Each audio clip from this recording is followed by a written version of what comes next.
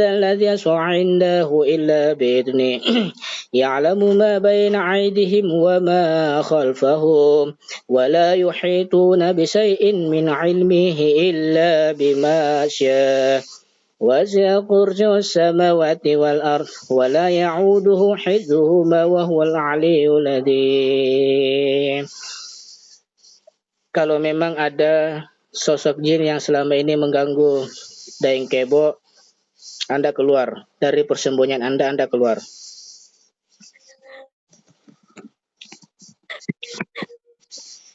Saya bersembunyi di kemaluannya, Ustaz.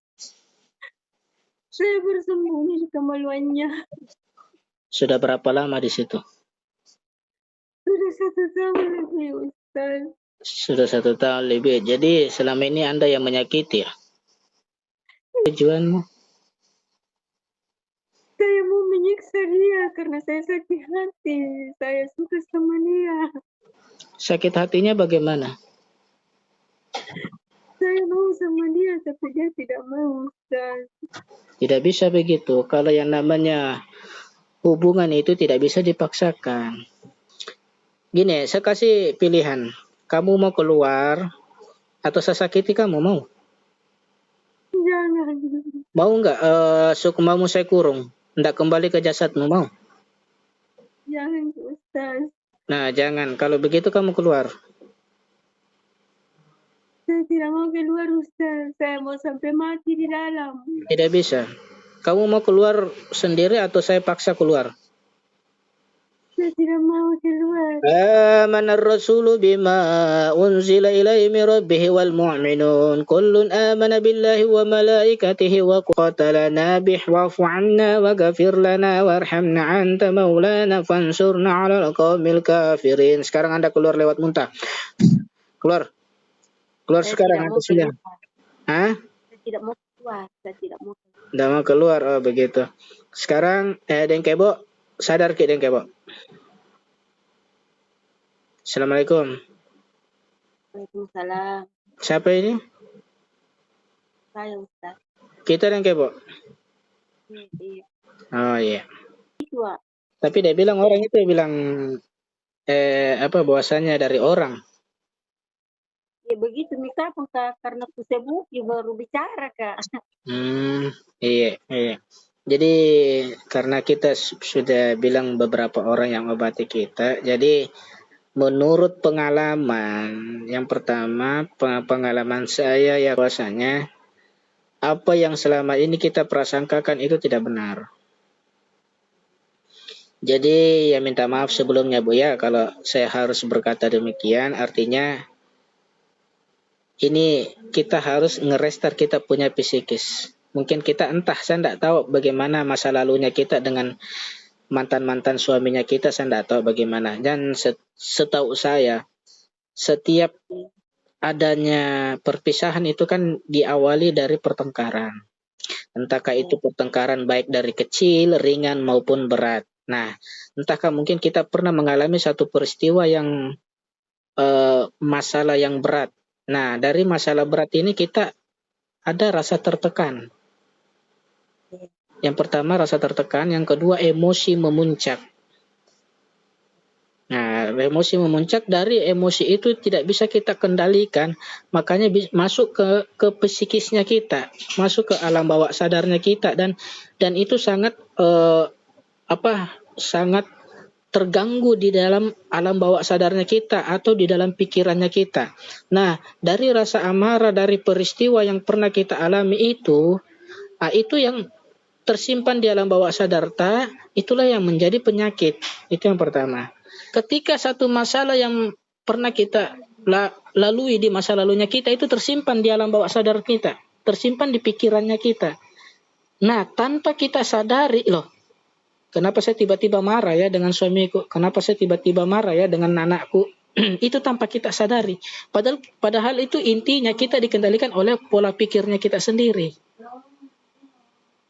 Saya lebih mau itu mengobati sihir, santet, doti-doti, dan lain sebagainya. Itu saya lebih mau daripada mengobati psikis. Psikis itu butuh waktu yang panjang untuk bisa kembali normal gitu loh. Sama gini, Bu. Contoh, kita punya HP. HP itu RAM-nya cuma 2 GB, ya kan? Dan kita isi video, gambar itu sampai 5 GB. Otomatis kita punya HP hang. Iya. Begitu juga dengan otak kita, Bu. Ketika otak kita punya kapasitas hanya 2 GB, kita isi dengan masalah itu 5 GB, otomatis error kita punya otak. Dan ketika otak itu terlalu banyak menyimpan masa lalu atau permasalahan yang dulu kita dapati, itu akan menyakiti dirinya kita sendiri. Jadi makanya kenapa saya memperdalam yang namanya hipnoruqyah, Bu, karena berkaitan sekali dengan bidang saya. Kalau kapan saya tidak mempelajari hipnoruqyah atau hipnosis, maka semua orang yang saya ruqyah kesurupan itu saya anggap semua dikasih kena. Padahal tidak begitu. Ada yang itu memang betul-betul dikasih kena, ada memang betul-betul kesurupan, dan memang ada yang pura-pura kesurupan. Jadi kalau yang kita datangi orang, ada yang kasih kena gini-gini, sudah itu takutnya nanti fitnah lagi gitu kan. Nah, ketika kita sudah seuson sama orang, atas nama orang yang kita sebut seuson, itu akan bertambah itu kita punya penyakit. Minta maaf. Karena dari seuson itu, karena fitnah itu. Jadi makanya saya selalu menyarankan kepada teman-teman yang peruqyah, sebaiknya kamu belajar dengan hipnoruqyah dan hipnosis. Kalau kamu tidak belajar hipnoruqyah dan hipnosis, setiap kau ruqyah pasienmu kesurupan, pasti kau anggap dari orang, semua dari orang, padahal tidak begitu. Ada yang dari psikis, ada karena trauma, karena depresi, gitu, Bu. Yang saya dapati ini dari remaja, dari dewasa, dari orang tua, ada beberapa seperti itu. Bukan hanya dengan usianya kita saat ini, bahkan anak remaja pun begitu. Ada saya dapati, dia kesurupan di depan saya bilang, ini bukan kesurupan dikasih kena ini. Kesurupan ya, tapi tetap saya layani, ngobrol untuk memperjelas saya punya pengalaman gitu. Setelah saya tanya, betul dia ada masalah.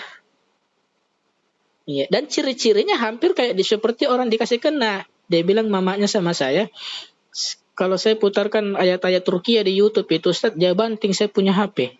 Sampai saya punya LCD itu berapa kali saya ganti. Terus lemarinya itu di kamar itu dia kasih pecah-pecah kacanya.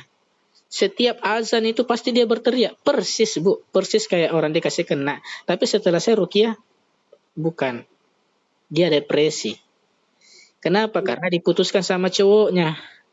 Jadi saya tanya, Bu, dari mana kini, Bu? Oh, saya dari Antang, dari Sudiang, dari Dayak, dari Goa, dari Sungguh Minasa, apa semua dia sebut. Dia bilang, apa dia bilang, Ustaz kayak di sana? Dia bilang, ada yang kasih kena anakku. Jadi saya bilang, saya ruqyah ini. Saya bilang, saya sudah ruqyah anak ini tidak ada, Bu.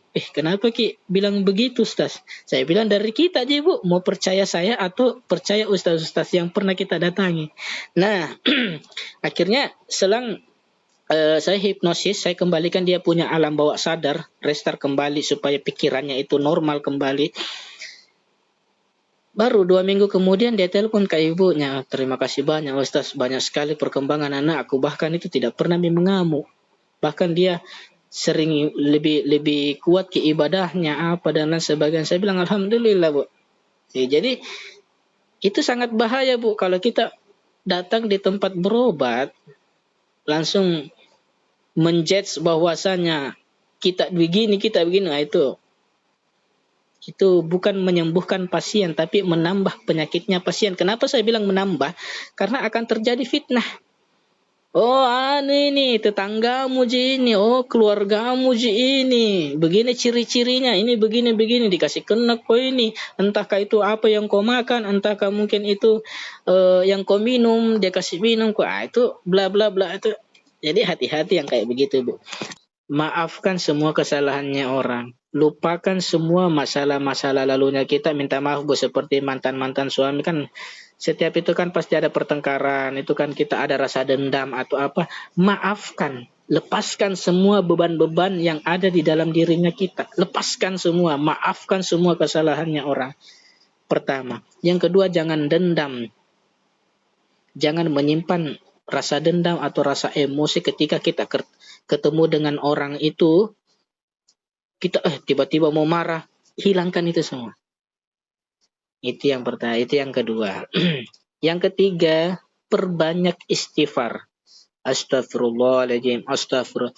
Dimanapun.